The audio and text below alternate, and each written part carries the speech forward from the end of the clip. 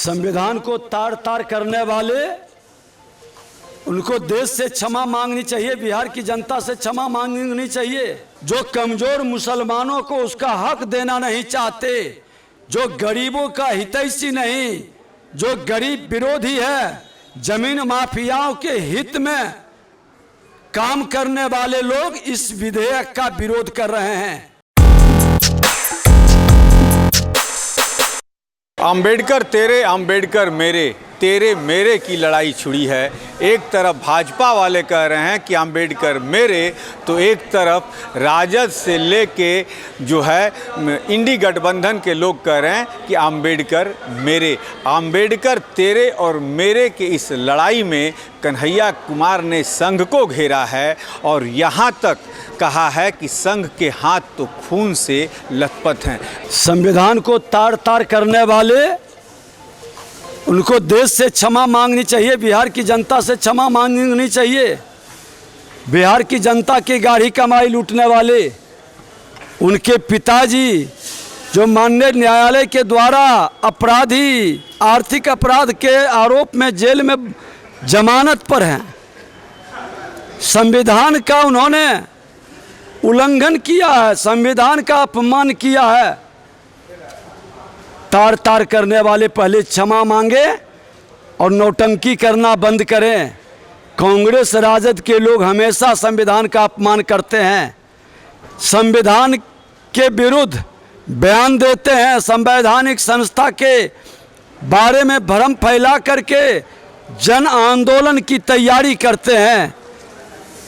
ऐसे मानसिकता के लोग संविधान के हितैषी कतई नहीं हो सकते। उन्होंने भाजपा को आरक्षण चोर, आरक्षण खोर कहा। सबसे बड़े आरक्षण का दुश्मन अगर जो कोई देश में है तो परिवारवाद की राजनीति करने वाला, जो संविधान के भावनाओं के विपरीत उच्चस्थ पद पर अपने परिवार के आरक्षण को रिजर्व कर दिया। ऐसे मानसिकता के राजद कांग्रेस के लोग आरक्षण के भी विरोधी हैं और संविधान के भी विरोधी हैं। विजय सर, वक्फ अधिनियम के खिलाफ कल पश्चिम बंगाल में गोलियां चली हैं, 2 बच्चे के साथ 2 लोग मारे गए हैं। ममता बनर्जी ने भी कह दिया कि ये कानून हम लागू नहीं करेंगे। उधर हेमंत सोरेन ने आज कहा है कि हम ये कानून लागू अपने राज्य में नहीं करेंगे। क्या कहेंगे?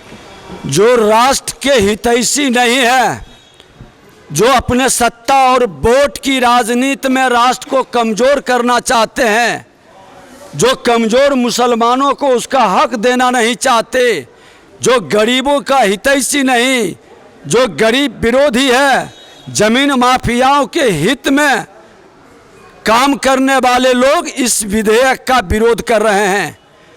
ये भू माफिया का सहयोगी है, ये जमीन माफियाओं का सहयोगी है और ऐसे मानसिकता के लोगों के ऊपर सरकार चुप नहीं बैठेगी। केंद्र सरकार पूरी ताकत से इनके मानसिकता को कुचलने का काम करेगा। विजय सर, तो ये भी कह रहे हैं और राजद की तरफ से उनका स्वागत करने का बात कहा जा रहा है। राजद तो सबसे पहले जमीन माफियाओं का सरगना रहा है, जिसका पुत्र ही 1 बरस के उम्र में ही कई संपत्तियों का मालिक बन जाए, ये तो माफियाओं का ही एक जमकड़ा। जितने इंडी गठबंधन में बैठे लोग हैं, परिवारवाद एक भूमाफियाओं का सरगना है और वैसे मानसिकता को ज़्यादा परेशानी हो रही है इस विधेयक से। लेकिन ये विधेयक गरीब मुसलमानों का और भारत का संविधान के अनुकूल ये विधेयक है। लोकसभा में जिस पर बहस हुआ, सब पार्टी ने भागीदारी किया, वोटिंग हुआ, उसके बाद ये विधेयक पास हुआ। इसका विरोध करने का मतलब संविधान का विरोध, और संविधान विरोधी मानसिकता के लोग देश को कतई स्वीकार नहीं। कन्हैया कुमार ने आरएसएस को गाली दिया है, कातिल कहा है।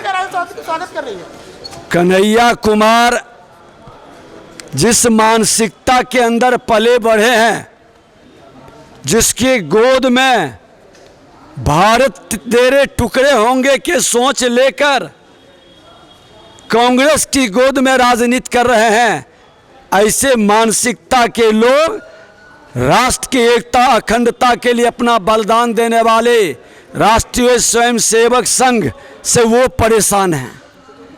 उनकी मनसा खत्म कर दिया गया, उनकी सोच को कुचल दिया गया।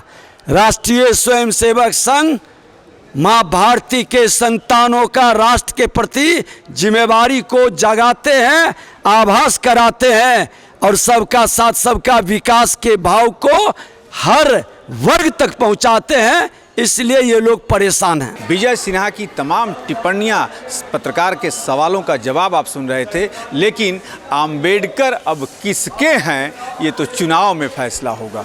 मनोज चतुर्वेदी, पटना।